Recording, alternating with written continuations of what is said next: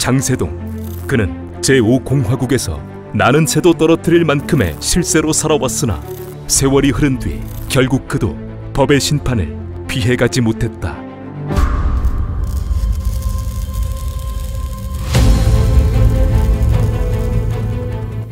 (1936년) 전남 고흥 출생 육사 16기 장세동, 그리고 육사 11기인 전두환. 두 사람은 사관학교 시절에는 인연이 없었으나 베트남전에서 인연이 되고, 이후 장세동은 전두환의 분신이나 다름없이 살아가게 되는데 그 과정은 이러했다. 1965년 베트남전으로 파병간 장세동은 이듬해인 1966년 베트남 탄광 인근에서 베트공 부대와 교전을 벌이게 되고, 과정에서 그는 총상을 입었으나 끝내 교전을 이어갔으며 교전이 끝난 뒤에서야 병원으로 옮겨졌다. 이때 마침 베트남에서 소식을 듣게 된 전두환은 안면도 없는 장세동을 찾아 그의 공을 치하했고, 이때 그는 저분이라면 평생을 바칠만 하다고 결심했으며, 그렇게 인연이 된 두 사람의 관계는 한국에서 더욱 깊어지게 된다. 이후 장세동은 전두환이 수경사 30대대장으로 근무할 때는 작전 장교로, 육참총장 수석 부관으로 있을 때는 6번 인사참모부 장교로, 구사단 29연대장으로 있을 때는 정보주임으로, 또한 일공수 특전단장으로 있을 때는 대대장으로 근무하는 등 그렇게 1968년부터 1977년까지 장세동과 전두환의 관계는 바늘과 실처럼 이어져 왔다.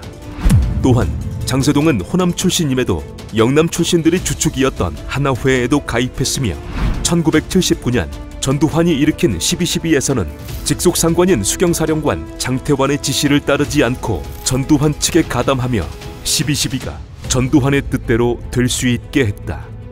그리고 1980년 12.12 이후 군권을 장악한 전두환은 제5공화국을 출범시키게 되고, 이때 전두환은 장세동을 청와대로 데리고 들어가려 했으나 그는 군에서 보조할 사람이 한 명 정도는 있어야 한다며 군에 남게 되었다.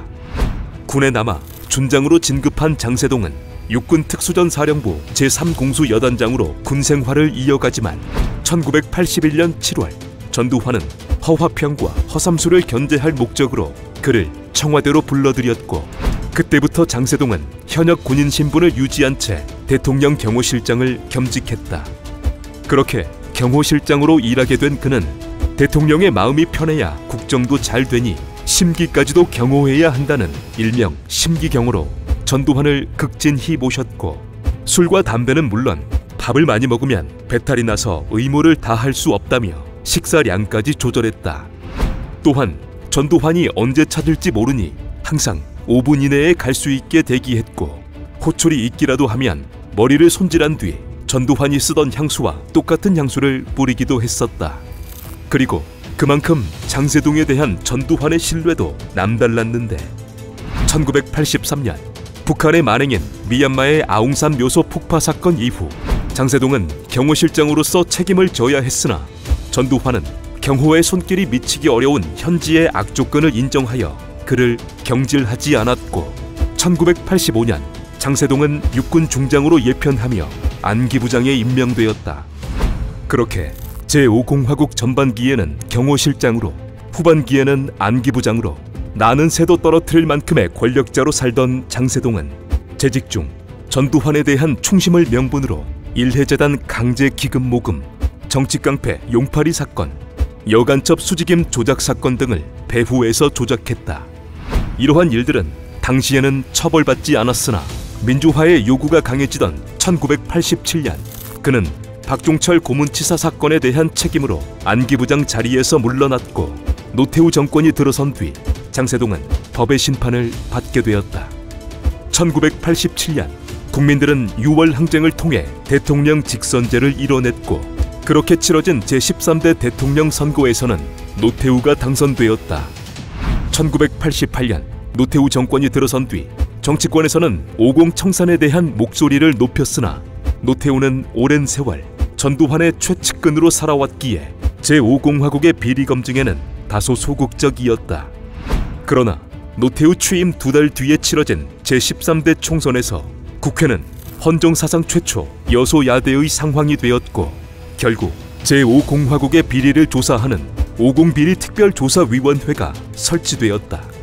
그리하여 1988년 11월부터는 정치 권력, 경제, 인권 및 인사, 사회 및 기타 등 제5공화국의 비리와 광주 민주화 운동 진상조사를 위한 국회 청문회가 열렸고, 그중 장세동은 일해재단과 관련한 청문회의 증인으로 불려나오게 되는데, 전두환의 아호를 따서 만들어진 일해재단은 아웅산 묘소 폭파 사건의 유족들을 지원하기 위한 목적으로 설립되었으나 598억 원의 재단 기금, 현재 가치 2천억 원 정도를 거둬들인 과정에서의 강제성과 그 자금을 청와대에서 관리한 점, 전두환이 퇴임 이후 사용하도록 일해재단 내 영빈관을 세운 점 등이 문제가 되었다.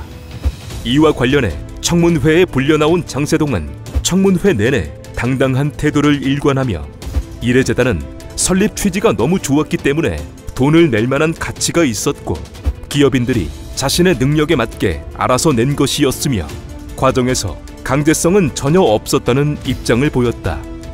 그런데 일해재단과 관련해 청문회에 불려나온 또 다른 증인 현대그룹의 정주영은 일해재단의 기금을 모금하는 데 있어 강제성이 분명 있었고 돈을 안 주면 재미없을 것 같아서 줬다.